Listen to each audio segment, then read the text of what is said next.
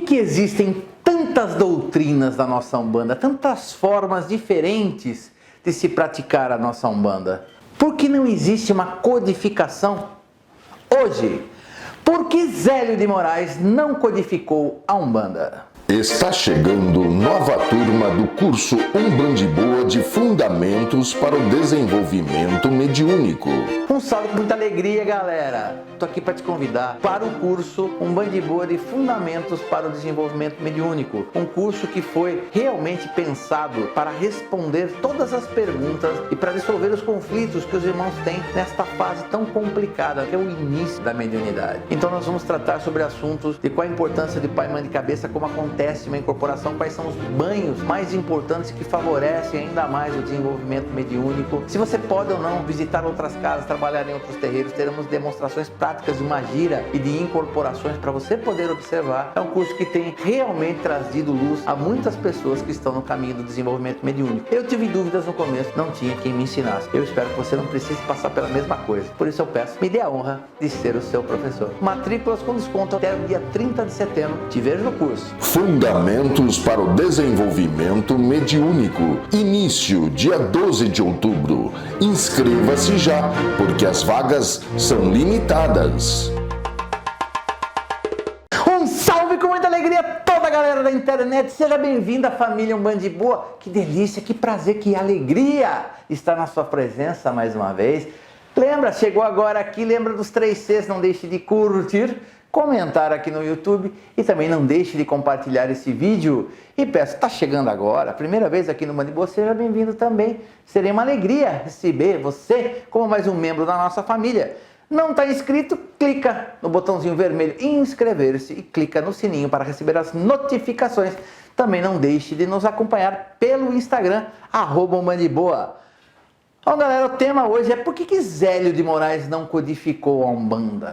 Desde que eu entrei na Umbanda, lá nos idos de 96, eu escuto essa conversa.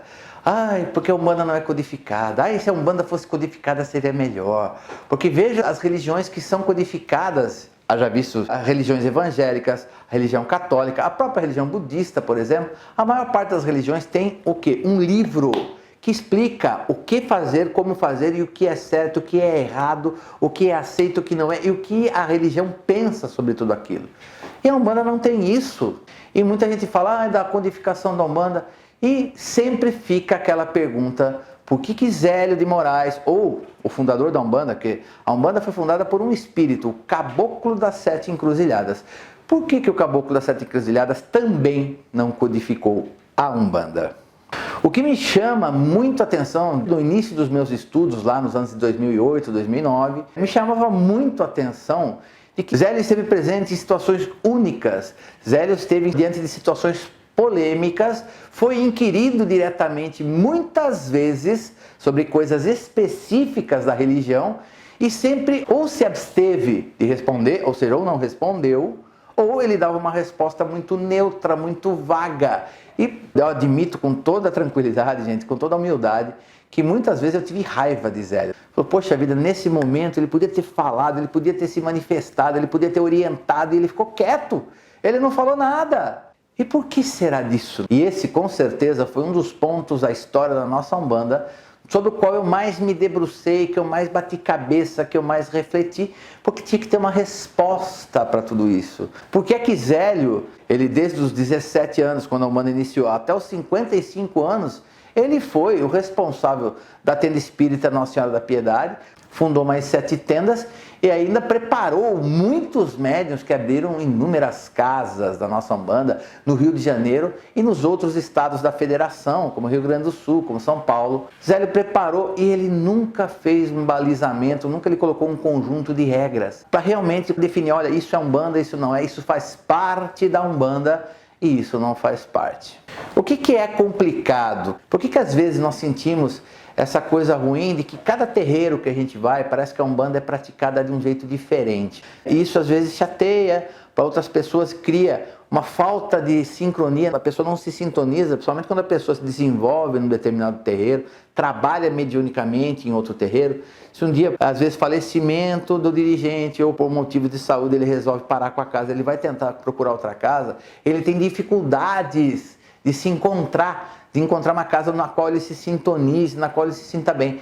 Por quê? Porque cada terreiro tem uma forma de trabalhar a Umbanda. Não é uma coisa de cada estado, não é um grupo, não, é cada terreiro tem uma forma diferente de praticar a Umbanda.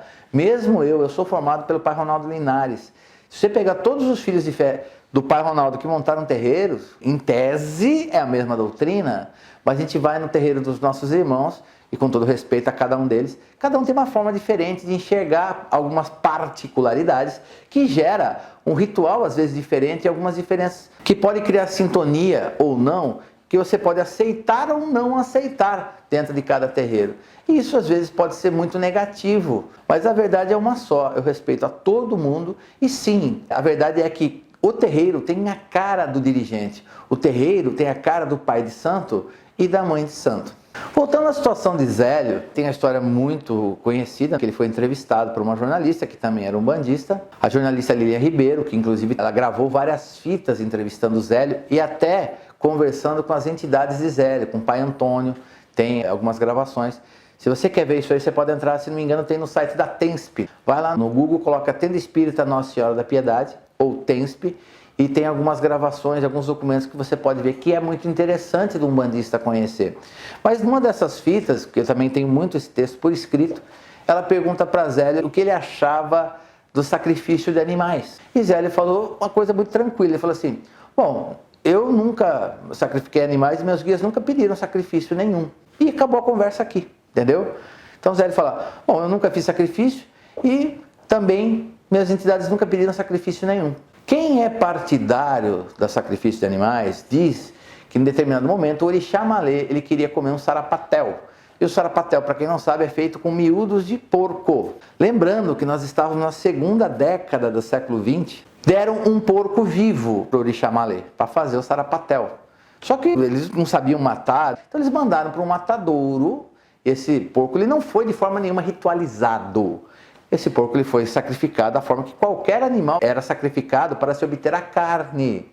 Daí sim, os miúdos foram retirados para fazer o sarapatel como oferta para o Orixá Malê, e as outras partes, inclusive, foram divididas entre muitas pessoas da TENSP na época, cada um levasse para consumir, porque não havia geladeira. A geladeira era uma coisa que eu nem sei se existisse era muito cara. Então era o costume das pessoas não ter como manter a carne fresca, então você tinha que comprar e já consumir imediatamente. E daí o que acontece? Muita gente fala, mas olha, o porco foi sacrificado por Orixá Malê. Não, uma coisa é você fazer imolação pelo ponto de vista sagrado. Você sacrificar um animal do ponto de vista religioso. O caso do porco do Orixá Malê não foi. Tanto que a mãe Zélia, a filha de Zélio Moraes, falou numa entrevista futura, muito tempo depois, que ela continuava fazendo oferta de sarapatel ao Orixá Malê, só que agora ela ia no açougue e comprava só os miúdos. Não tinha mais a necessidade dela ter que matar um porco. Por quê? Porque hoje mata-se o porco no frigorífico, no abatedouro, e ela tinha a opção de comprar só os miúdos. Isso tudo, na minha forma de ver, respeitando a todos os irmãos que têm uma opinião em contrário, é a minha forma de entender que eles mataram o porco porque eles precisavam dos miúdos e o porco era mantido vivo, por quê? Porque era uma forma de manter a carne fresca, só isso. E o porco foi morto, o sarapatel foi retirado e o resto foi distribuído entre as pessoas para que elas comessem, para que elas usassem daquela carne em suas casas. Esse é um ponto muito crítico. O outro ponto que também chama muita atenção nessa entrevista é quando ela pergunta para Zélio o que ela achava do trabalho de Exu, ao qual Zélio fala que os Exus são trabalhadores dedicados da espiritualidade, são espíritos egressos da negatividade, que hoje trabalham para a espiritualidade, para auxiliar quem precisa. Daí ele complementa falando assim, entretanto, ele tinha muita preocupação não só com o trabalho de Exu, mas com o trabalho de Herê, que ele falava que tanto Exu quanto criança eram as duas incorporações mais fáceis do médium mistificar, ou seja, do médium fingir que estava incorporado. Ou seja, ele falou e não falou muita coisa, ele podia ter se aprofundado mais na questão de Exu. Então ele fala que ele admite que Exu é um trabalhador importante, que ele tem realmente um valor muito grande no trabalho espiritual, que eles eram espíritos que trabalhavam para o negativo e hoje trabalham para o positivo, ajudando a quem precisa. Ponto. Daí por diante ele não fala mais nada. Mas o que nós podemos falar é que o primeiro trabalho de linha de Exu que nós tivemos na Umbanda foi numa das tendas fundadas por Zélio de Moraes, a tenda São Jorge. E isso aconteceu, se não me engano, de 1935. Logo depois disso, foi o primeiro trabalho com linha de trabalho de Exu, ou seja, somente um trabalho de Exu e Pombagira aconteceu na tenda São Jorge, com o conhecimento de Zélio de Moraes, com o conhecimento do caboclo das 7 encruzilhadas e que, até onde se sabe, eles aceitaram aquilo, porque eles tinham sim uma autoridade sobre as tendas que Zélio fundou, que o caboclo das 7 encruzilhadas fundaram. Simplesmente aquilo foi colocado para eles e eles autorizaram. E daí, por que eles autorizaram o trabalho de Exu na tenda São Jorge e nas outras casas demorou tanto? Na TENSP até hoje não se trabalha com linha de Exu. Por que disso? E como eu sempre digo, tudo tem um porquê e tudo tem uma explicação. Eu acredito até que Zélio, não digo nem Zélio, mas o próprio caboclo das 7 encruzilhadas, no começo da TENSP, em 1908, não permitiu, não colocou o trabalho de Exu, porque o trabalho de Exu realmente... Se hoje ainda tem pessoas que ficam melindradas na presença de Exu e Pombagira, você imagina em 1908 como seria. E isso poderia chamar a atenção desnecessária das autoridades religiosas da época, ou seja, da Igreja Católica, que acabava mobilizando a política, que acabava mobilizando a polícia em favor deles.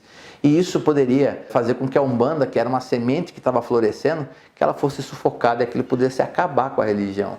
E é por isso que o caboclo das 7 encruzilhadas, na minha opinião, acabou demorando tanto para autorizar o trabalho da linha dos senhores Exus e das senhoras Pombagiras. E isso não é pouca coisa, gente. A outra situação foi o primeiro congresso de espiritismo de Umbanda, que aconteceu em 1941 no Rio de Janeiro. O interessante é que quem foi a pessoa que acabou motivando, incentivando todo esse trabalho, esse evento, foi o próprio Zélio de Moraes, para quem não sabe.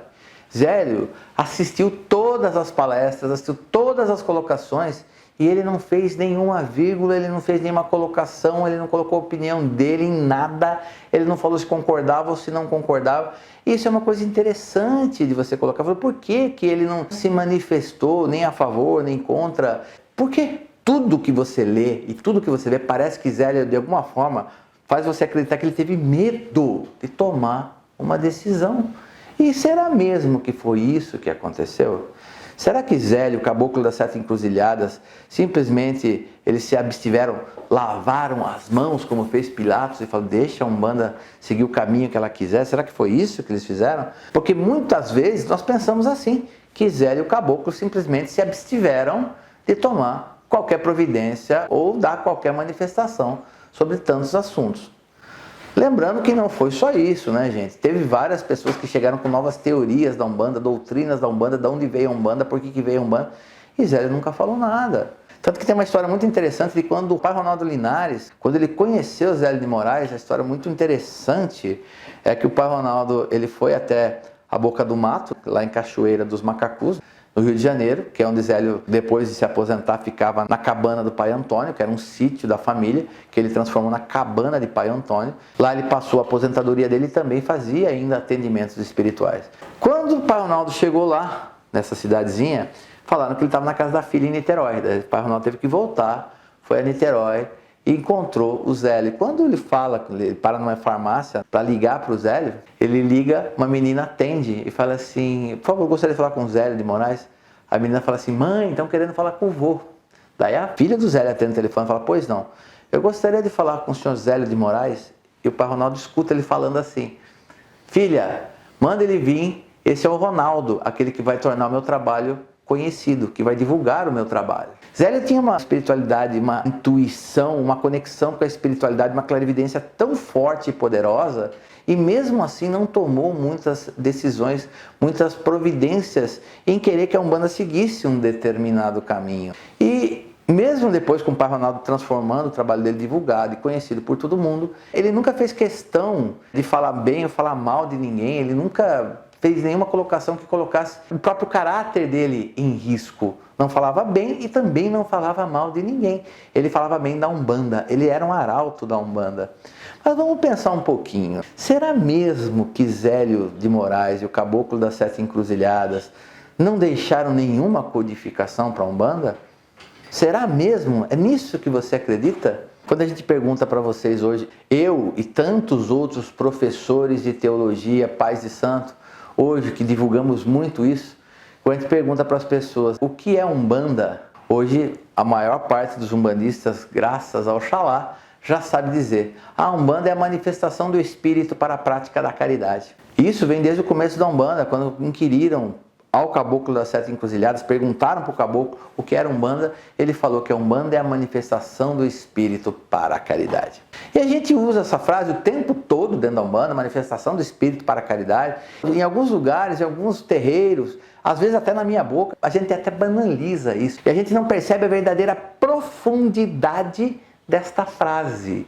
Ninguém parou para estudar a frase. Essa frase, manifestação do espírito para a prática da caridade, se você se debruça nela, o que tanto ela quer dizer para a gente? O que ela realmente representa?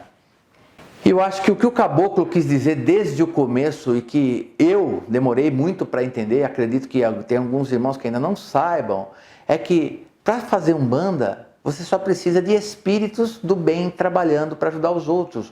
Ou seja, só precisa da manifestação do espírito para a caridade. Como você abre, como você fecha, como que você tem assentamento na sua casa, isso não importa. E ele nunca falou manifestação do caboclo para a prática da caridade. Ele não falou manifestação do preto velho para a caridade. Ele falou manifestação do espírito. Então ele deixa claro que não era só o caboclo, só o preto velho, que tantos outros espíritos que se organizassem numa linha de trabalho e que quisessem trabalhar na Umbanda para levar a caridade às pessoas, seriam bem-vindos. Então assim, não é pouca coisa a manifestação do espírito para a caridade. Você pode ter um terreiro que nem chama Umbanda, um templo aí, um espaço de nova era, mas os espíritos incorporam e fazem o bem. Pode não ter esse nome, mas também é Umbanda.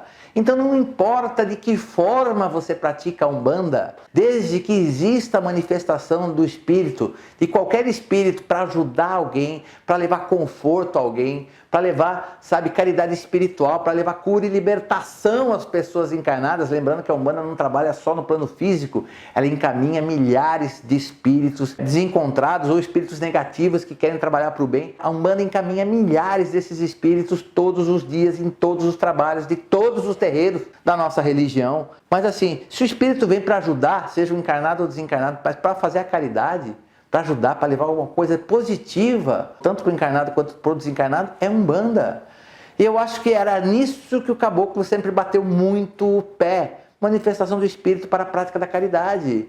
E quanto mais você cuida de você mesmo, quanto mais você mantém a sua humildade, quanto mais você mantém o seu equilíbrio, quanto mais você fica distante da vaidade, quanto mais você respeita o sagrado, quanto mais fé você mostra e dedicação nos seus trabalhos espirituais de Umbanda, espíritos ainda mais elevados haverão de se aproximar de você para fazer com que o seu trabalho cresça, para fazer com que o seu trabalho se propague ainda mais, que atinja cada vez mais pessoas necessitadas.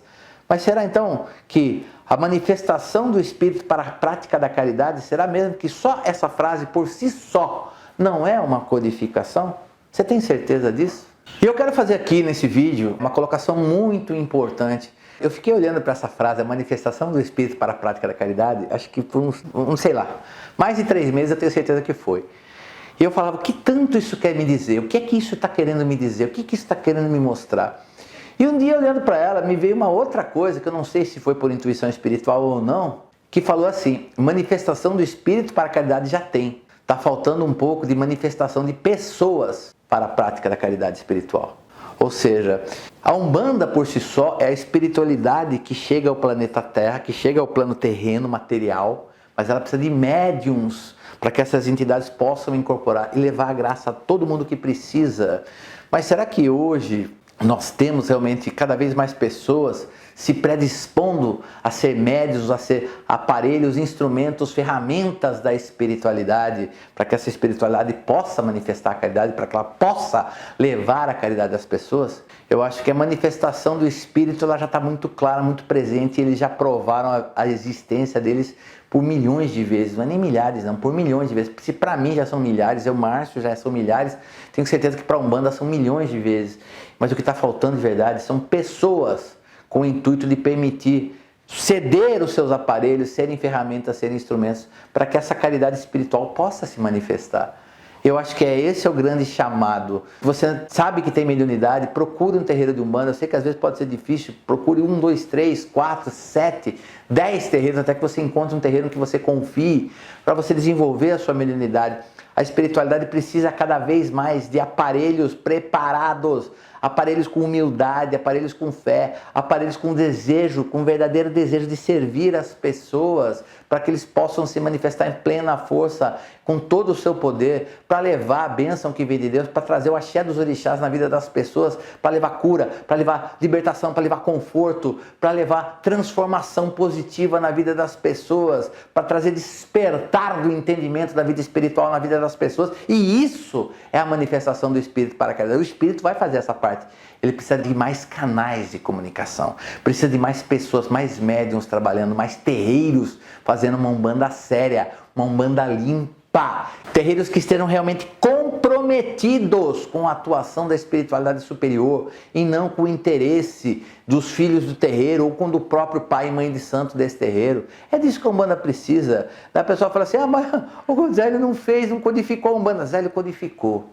É que eu acho que a gente não teve a humildade de compreender que ele codificou tudo em apenas uma frase. Da mesma forma que um consulente chega ao terreiro para buscar ajuda, para buscar a sua bênção junto às entidades, às vezes a entidade fala assim, meu filho, firma essa vela branca dentro da sua casa, põe um copo de água do lado, tome esse banho e eu vou mudar a sua vida, e eu vou te ajudar a resolver esse problema, eu vou te ajudar a você alcançar os seus objetivos. E a pessoa fala assim, nossa, mas um problema tão grave que nem o meu, só uma vela branca, um copo d'água e um banho vai resolver tudo? É impossível disso ser verdade.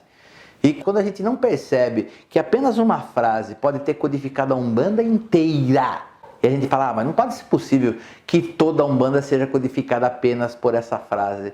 Nós estamos fazendo exatamente igual a pessoa que não confia na orientação do Espírito, que pediu para acender uma velinha, pôr um copinho d'água e tomar um banho. A Umbanda é simples, gente.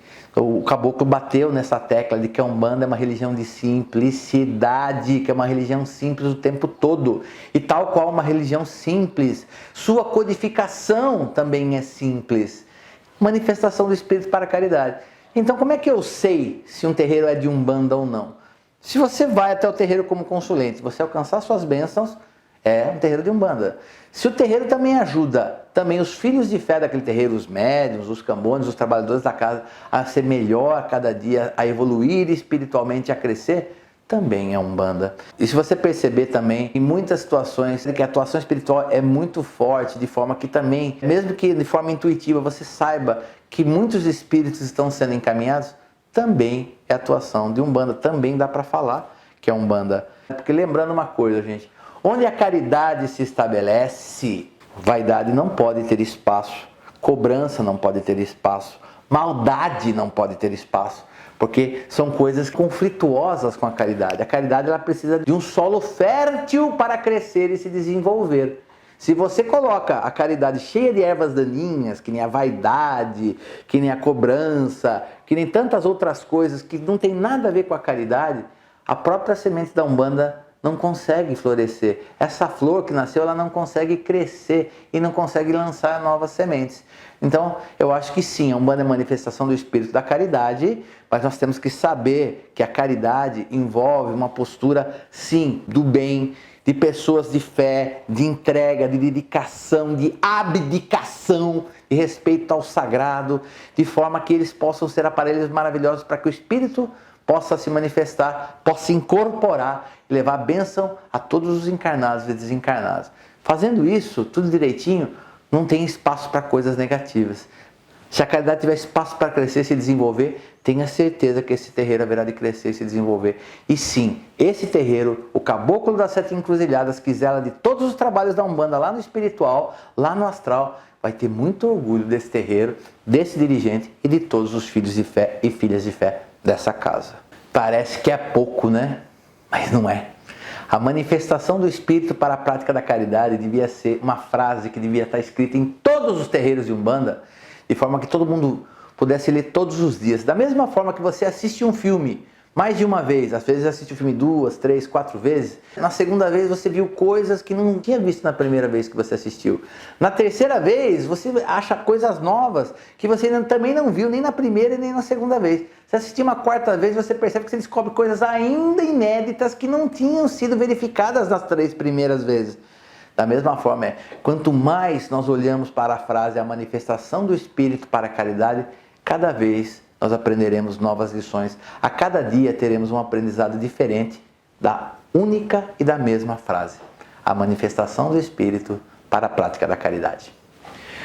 E esse era o vídeo de hoje, um vídeo que eu estava há muito tempo querendo fazer, mas que veio com muita força essa semana na minha mente, então já senti que estava preparado para mandar essa mensagem para vocês. E realmente, gente, é verdade. Presta atenção no que eu falei nesse vídeo, assista esse vídeo mais de uma vez, assista 2, 3, 4 vezes e você vai perceber que você vai notar coisas que você não percebeu da primeira vez que você assistiu. E é isso aí. Não deixe de curtir, não deixe de comentar aqui no YouTube, não deixe de compartilhar esse vídeo com todo mundo. Esta mensagem tem que dar a volta ao mundo e chegar a todos os umbandistas. Não deixe de nos acompanhar pelo Instagram, @umbandiboa. O nosso parceiro de trabalho, o Léo, tá lá sempre dando dica, sempre colocando conteúdo novo para vocês no nosso dia a dia e de tudo que é novidade aqui no nosso canal. Lembrando que o Umbanda em Boa já está no caminho de alcançar os 10 mil seguidores no Instagram e já estamos também quase atingindo 100 mil inscritos aqui no YouTube.